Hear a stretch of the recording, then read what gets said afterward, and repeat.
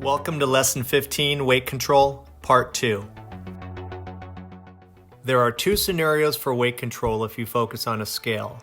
Either we gain weight or we lose weight. Throughout our lives, our weight is constantly fluctuating up or down depending on our calorie consumption in relation to our activity. When muscle gaining exercises are part of our weight control program, then muscle weight gain will factor in a little. But it's hard to gain a lot of muscle weight in a short period of time if done naturally without steroids. For example, it's really hard for a full-grown adult who has been exercising for a while to gain more than 8 to 10 pounds of lean muscle on their body in one full year, even with intense exercise and a perfect diet. But at the same time, it's relatively easy to gain 8 to 10 pounds of fat over a short 1 to 2 week vacation. So when you look at it, a majority of the fluctuation we see on a scale comes from body fat as long as your activity routine stays somewhat consistent. If someone's activity routine is disrupted, like suddenly stopping any physical activity, they might atrophy, which would be a part of their weight loss. For example, someone caught in bed because of illness or an accident would slowly lose muscle weight because they haven't been active. One more point before getting back to food consumption versus activity. If you are under 18, you are most likely still growing and filling in. Before you mature, sudden weight fluctuation may be based on growth spurts and way too complicated for me to explain in short video lessons, so I will avoid it. You might see sudden changes in weight as a teenager, but at your age it's normal. And as your body matures and levels out, things will go back to normal, and everything else taught in these lessons will come back into play.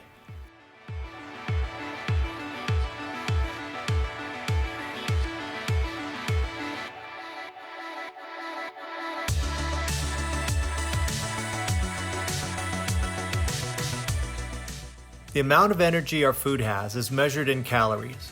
If we consume more calories than our metabolism uses in a day, then we gain weight, and all the extra energy gets stored in our fat cells for a later day.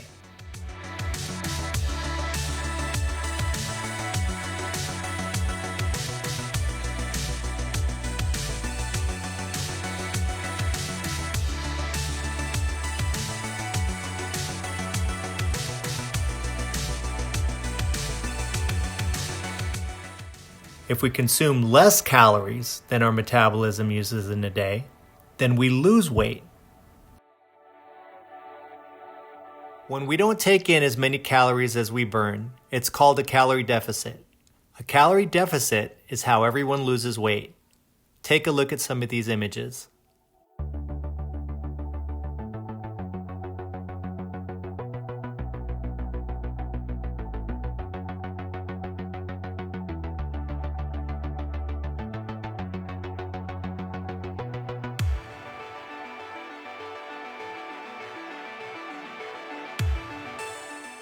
We lose weight because we tap into our fat storage to make up for what we are missing. For example, if we don't have enough money to pay for something, we have to go to the bank to pull out the difference that we don't have.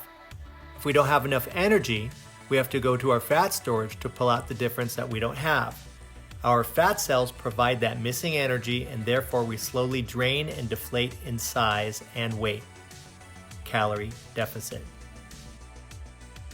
Just so that you are aware, if we deprive our body from too much food, our body will also pull energy from our muscles and atrophy the muscles when there is no food coming in, like if we were caught on a desert island and starving.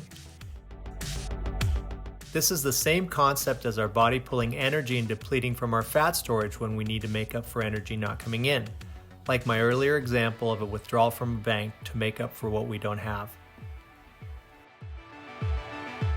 Remember, atrophy happens when we don't maintain physical activity.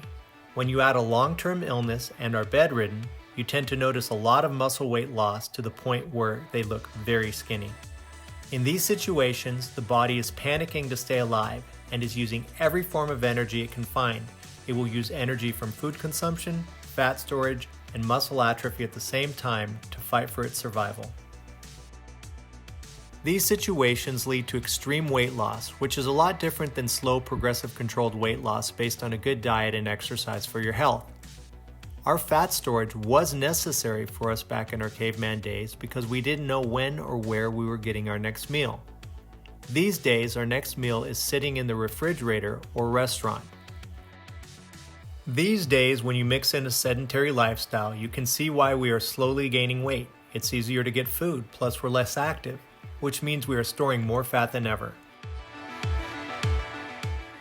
So what can we do? The simple answer is do more and eat less. Don't eat when we're not hungry. There are too many times when we eat just because it's mealtime, even though we're not hungry. We need to listen to our stomachs.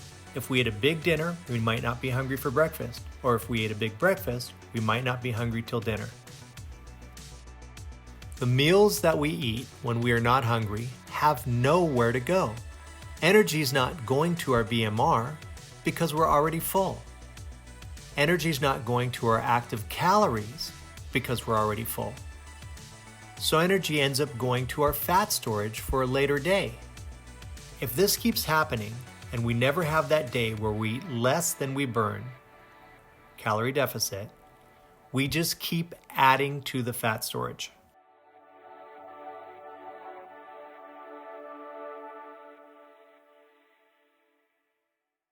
On the other hand, when we get hungry, we should eat. We shouldn't feel guilty. It's okay. Our body needs more energy.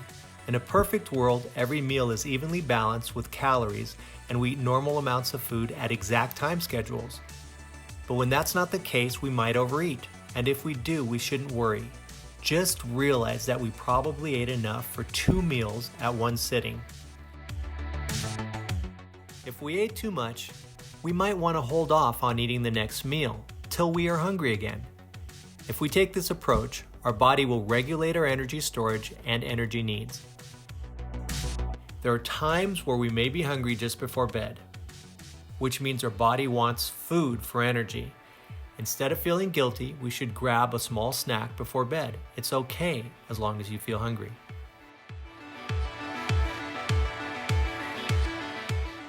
Just because our body will be sleeping doesn't mean that our body isn't burning calories. Our body is still idling. Remember, 60 to 70% of our calories go to our BMR, which is always running. Even if we're not hungry, we can still sit down with the family or friends at mealtime and socialize. And if needed, nibble on something small so they don't give you grief. Then if possible, set some food aside for later when we naturally become hungry again. Don't forget to take the quiz. See you next time.